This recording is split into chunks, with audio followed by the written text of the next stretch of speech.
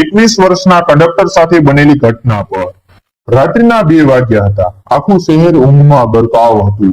રસ્તા પર એકાદ સ્ટ્રીટ લાઇટ જ બાકી હતી, જે અંધકાર વચ્ચે નાની ઝાંખી રોશની ફેલાવી રહી હતી। બસ સ્ટેશન પર એક ઉભેલી બસ, એમાં બેઠેલો કંડક્ટર 21 વર્ષનો વિનય ખૂબ જ યુવાન હતો। નોકરીમાં જોડાયો એના થોડા જ મહિના એને થયા હતા। જે રાત્રે ડ્યુટી પૂરી કરી છેલ્લી બસ સ્ટેશન પર લાવીને ઉભો હતો। ડ્રાઈવર તો ઘરે જતો રહ્યો હતો, પરંતુ કંડક્ટરને થોડો સમય રોકાવું પડતું। કાગળો પૂરા કરવા, રજીસ્ટરો ભરવા, સવારની પહેલી ટ્રીપ માટે તૈયારી કરવા બસ સ્ટેશન તે હતું। તે દરમિયાન એને લાગ્યું કે કોઈ બાળકનો રડવાનો અવાજ આવે છે। સાંભળતા સાંભળતા એને આશ્ચર્ય થયું, આટલી અંધારી રાત્રે આટલા સમય અહીં બાળકોનો અવાજ કેવી રીતે? વિનય બસમાંથી નીચે ઉતરીને જોયું કે સ્ટેશનના ખૂણે એક યુવાન મહિલા ઊભી હતી। હાથમાં લગભગ 6-7 મહિનાનું બાળકનું રડવાનું બંધ નહોતું થતું। મહિલા પોતાના દુઃખને છુપાવવા છતાં આંખોમાંથી આંસુ ટપ ટપ પડી રહ્યા હતા એના। વિનય થોડો સંકોચ આવ્યો, પણ પછી આગળ વધ્યો કે બેન, આટલી મોડી રાત્રે અહીં તમે? બાળક તો ખૂબ રડી રહ્યું છે। મહિલાએ થોડી કસકસાટ સાથે ઉત્તર આપ્યો, મને ખબર નથી હું ક્યાં જાઉં। આ બાળકને શાંત કરું છું, પણ તોય રડી રહ્યું છે, છતાં રડે છે। વિનયને લાગ્યું કે એ મહિલા ખૂબ થાકી ગઈ છે। આંખોની નીચે કાળા ઘેરા, હોઠ સુકાઈ ગયેલા અને ચહેરા પર અજંપો। તમને પાણી આપું? વિનય બોલ્યો। મહિલાએ માથું હલાવ્યું। વિનય બસમાંથી બોટલ લઈ આવ્યો। મહિલાએ પાણી પીધું, થોડું બાળકને પણ આપ્યું।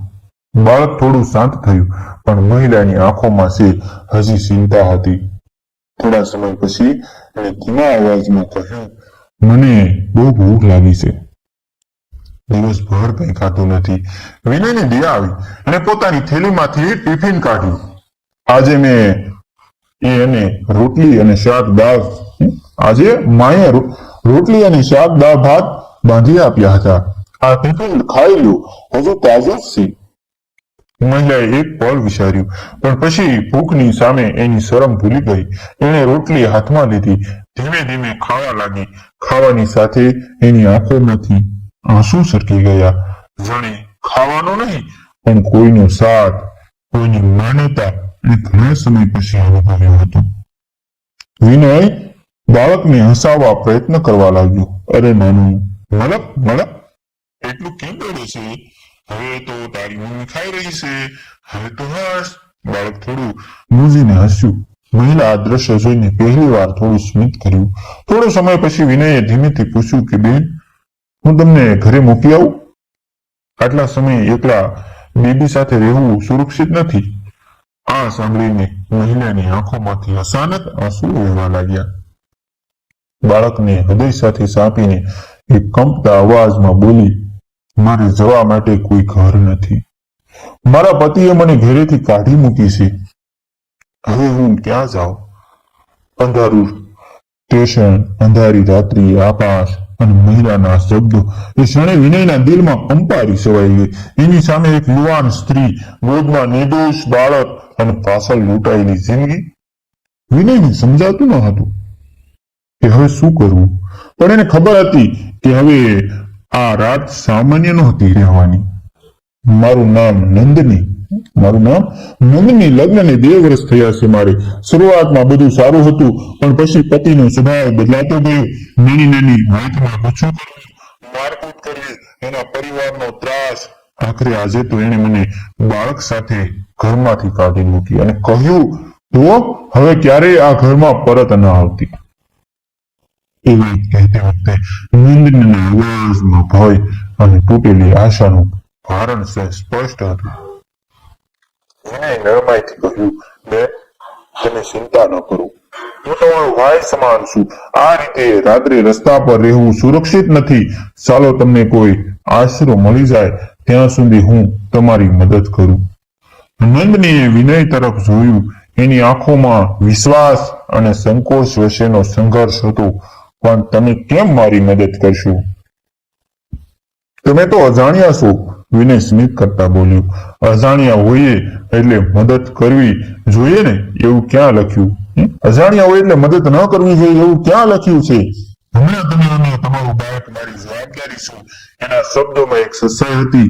નંદની થોડું શાંત થાય વિનયે વિચાર્યું, હવે એમને ક્યાં લઈ જવું?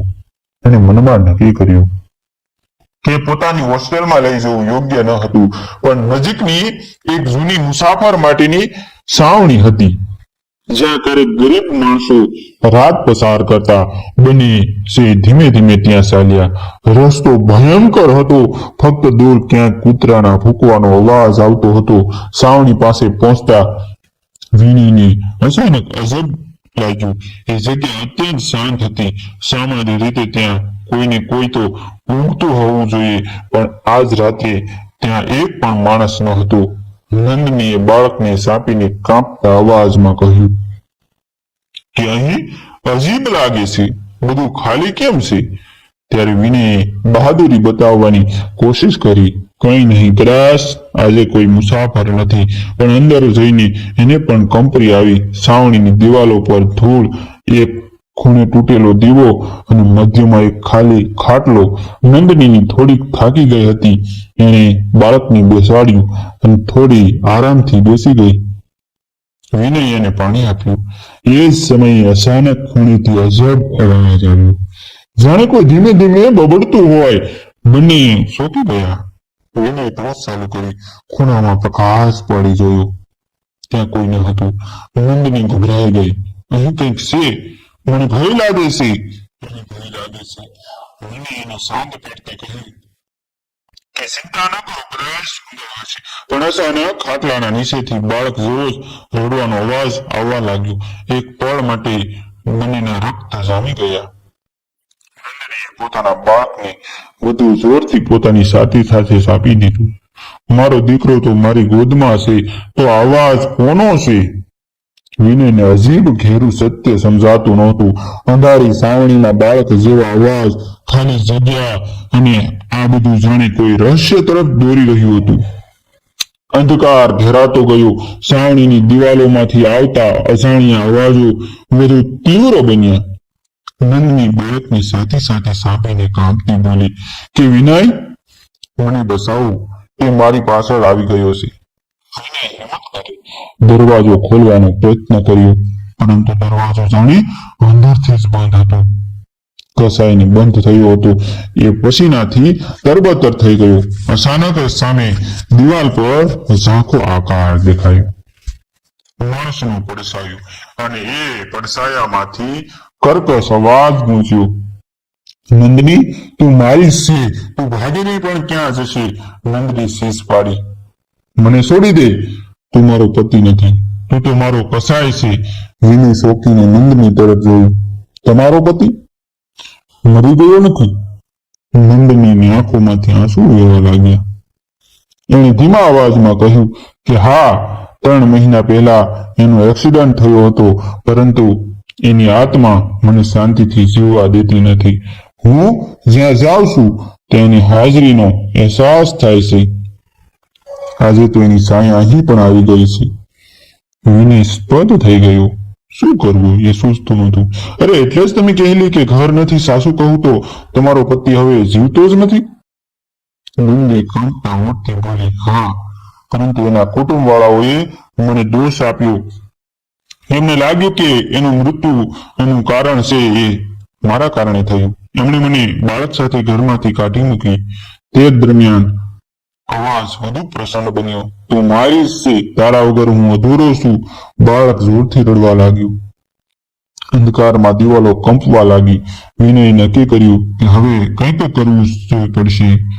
અને ભગવાનના નામે પ્રાર્થના કરી, હે ઈશ્વર, હે પ્રભુ, આ નિર્દોષ સ્ત્રી અને બાળકને બચાવો. એ ક્ષણે જાણે ચમત્કાર થયો.